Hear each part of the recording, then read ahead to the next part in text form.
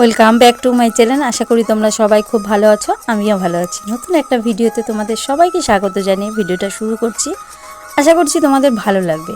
তো আজকের ভিডিওটা আমি সারা দিন একটু দেরি করে উঠেও সমস্ত কাজ কিভাবে সময় মতো গুছিয়ে তুলি সেটাই তোমাদেরকে দেখাবো। তো তোমাদের যদি ভিডিওটা কারো একটু ভালো লেগে থাকে তো একটা লাইক আর কমেন্ট করতে ভুলো না। আর যারা আমাদের চ্যানেলটি সাবস্ক্রাইব করে দিয়েছো তাদেরকে অসংখ্য ধন্যবাদ। যারা এখনও করোনি আমার চ্যানেলটি সাবস্ক্রাইব, প্লিজ আমার চ্যানেলটি সাবস্ক্রাইব করে আমার পাশে থেকো। আর এইদিকে দেখো সকালবেলা বললামই, আর যারা আমার পুরনো বন্ধু তারা তো জানোই যে আমার রেগুলারের কাজকর্মের মধ্যে এটা রুটিন একটা। আমাদের প্রত্যেকের জীবনে কিন্তু একটা রুটিন হওয়া উচিত। সংসারের কাজগুলো কি, বাস্তব জীবনে কি, প্রত্যেকটা মানুষের যদি একটা রুটিন থাকে না, তো রুটিন মাফিক যদি সে কাজ করতে পারে তাহলে কিন্তু তার সময়, অনেকের মধ্যে যেটা কাজ করে সময় পায় না বা করে উঠতে পারে না, এই প্রশ্নগুলো থাকবে না। তো একটা রুটিনের মধ্যে আমি কাজগুলো করি। সংসারও একটা কিন্তু রুটিন বললামই। তো সকালে ঘুম থেকে উঠে আমার প্রত্যেক দিন, শীত গ্রীষ্ম বর্ষা, প্রত্যেকটা মুহূর্তে কিন্তু আমি একই টাইমে ঘুম থেকে উঠি। সেটা সকাল, বৃষ্টি হচ্ছে মাথায় প্লাস্টিক দিয়ে কাজে নেমে যাচ্ছি, কোনো সমস্যা নেই। আর এখানে দেখো বিট আর গাজর ভাজা করব, তার জন্য একটু বিট গাজর কেটে নিচ্ছি। আর বিট গাজর সাথে একটু আলু, এই ভাজাগুলো কিন্তু এই সিজনে খুব ভালো লাগে। আর সবজি, শীতের সবজি শীতে, শীতের ফল শীতে, মানে সিজন মাফিক যেন কোনো কিছুই তার একটা স্বাদ অসাধারণ থাকে। তো আমি তাই আজকে বিট গাজর ভেজে নিচ্ছি। আর এখানে করব উচ্ছে আর কুমড়ো ভাজা। কেউ উচ্চ কুমড়ো বটি বলে, তো যে যেটাই বলুক না কেন, এই একটা রেসিপি ভীষণ ভালো টেস্ট হয়। কেননা উচ্ছে তিতে আর কুমড়ো একটু মিষ্টি, মানে দুটো কম্বিনেশন করে বেশ ভালোই লাগে। আর তোমাদের দাদা এটা খুব ভালো খায়, সেটা গরম ভাতের সাথেও খুবই ভালো খায়। তো সকালবেলা ভেবেছি এটা আগে করে দেব, তোমাদের দাদা খেয়ে কাজে যাবে। আর আমার তো নিত্য 30 দিনে 30 দিনই কিন্তু তোমার দাদা ভাত খেয়ে কাজে যায়, আর সেটাও মানে 9টার মধ্যে কিন্তু বেরিয়ে যায়। তাও আমার ব্যস্ততাটা বুঝতেই পারো। আমি অনেকের ব্লগও দেখেছি, কিন্তু তারা বলে যে 9টা সাড়ে 9টায় বেরোয়, তো তার জন্য আমরা মানে ভাত বা একটু ভারী খাবার করে দেওয়ার মতো তাদের সময় হয় না, হালকা অন্য কিছু দেয়। আবার কারো বাড়িতে হয়তো সে ভারী খাবার পছন্দ করে না, সেটাও হতে পারে। তো যাই হোক, আমাদের বাড়িতে তোমাদের দাদা ভাতটা পছন্দও করে। আর ও যেহেতু সারাদিনের নামে যায়, সে আস্তে আস্তে 5টা বেজে যাবে, তার কারণে আমি ওকে ভাতটাই দিই। বাইরে সারাদিন ঘুরবে, একটা সমস্যা হতে পারে, গ্যাসের সমস্যা, এটা ওটা যেটাই হোক, যে কোনো সমস্যা হয়, তো সেই কারণে আমি ওকে ভাতটাই দিই। তো আমি রান্নাগুলো সেরে নিই, তারপরে বাকি কাজগুলো সারবো। তোমরাও আমার সাথে থাকো আর ভিডিওটা দেখতে থাকো।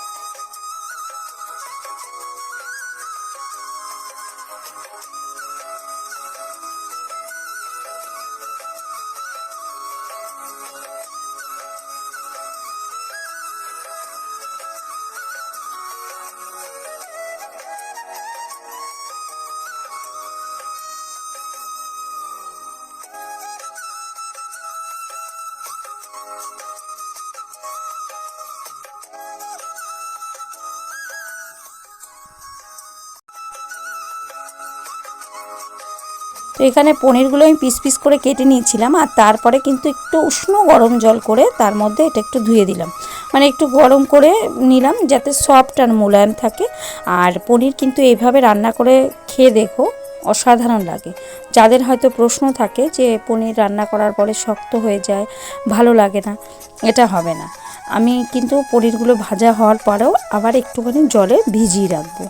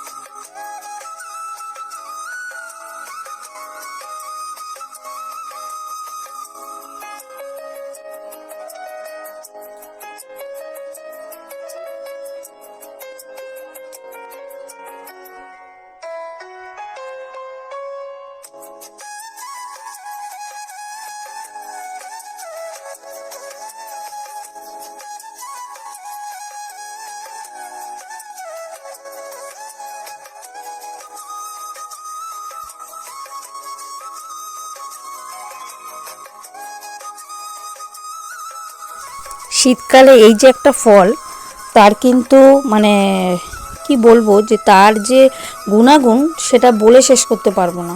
তো আমরা প্রত্যেকেই যদি প্রত্যেক দিন একটা করে হলেও আমলকি খেতে পারি, তার কিন্তু ভীষণ ভালো রেজাল্ট পাওয়া যায়। আর আমি না আমলকি চিবিয়ে খেতে পারি না, মনে হয় কি দাঁতগুলো একটা অন্যরকম হয়ে যায়।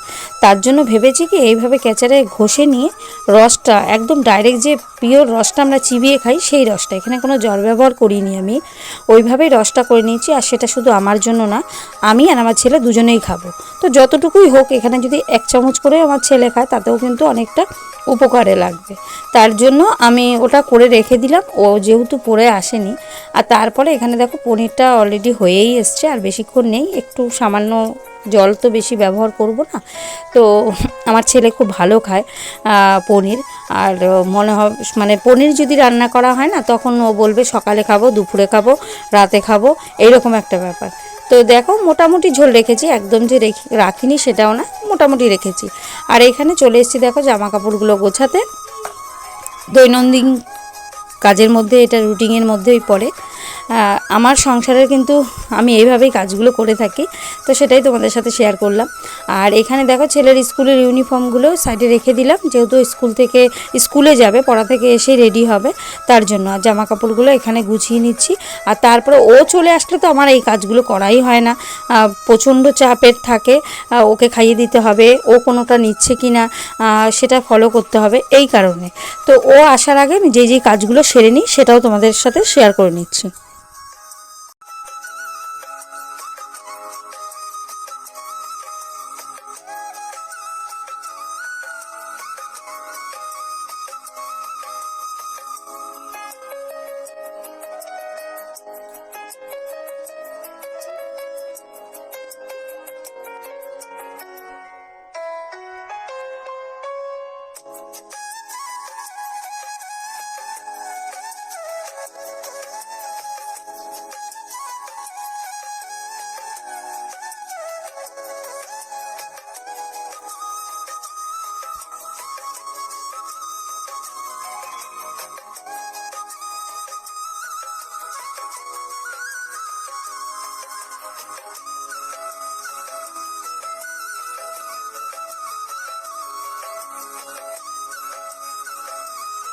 আর আজকে কিন্তু আমার ছেলের খুব কম সময়ের মধ্যে খাওয়া হয়েছে, জানো তো কেন?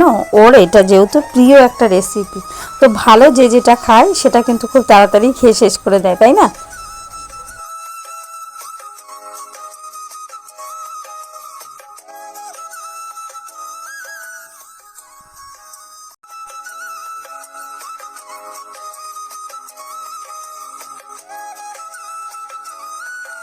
আর ছেলে মানুষটা কি এই সমস্ত খাবারগুলো কিন্তু খেতে পছন্দ করে না, তবুও আমি একটা যখন যুক্তি ওর কাছে দিলাম যে এই রসটা তুমি খেতেও পারো, নাও খেতে পারো, সেটা তোমার ব্যাপার।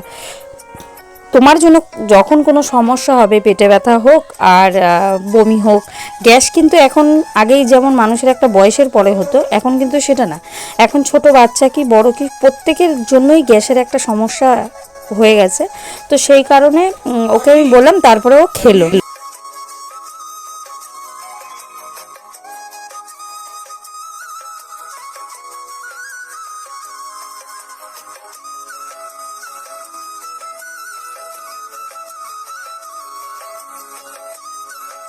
আর তোমরা তো দেখতেই পেয়েছো আলু, আর নতুন আলুতে তো কোনো কথাই হবে না, যদি না ধুয়ে রাখা হয় না তাহলে আর খেতে হবে না তরকারি, এতটাই ময়লা থাকে নতুন আলুতে।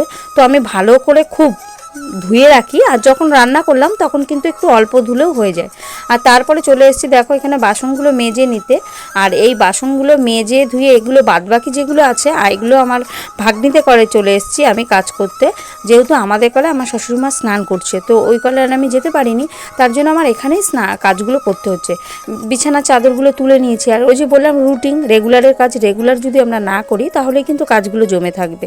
তো আজকে বিছানা চাদরটা তুলে নিয়েছি, তার জন্য আজকেই কেচে দিচ্ছি। কিছু কিছু সময় হয় হয়তো বিকেলে তুললাম চাদরটা, সেই সময় হয়তো বিকেলে কেচে দেওয়া হয় না, সেটাও হতো যদি আমাদের জলের ব্যবস্থাটা অ্যাভেলেবেল থাকতো, কিন্তু সেটা তো নেই।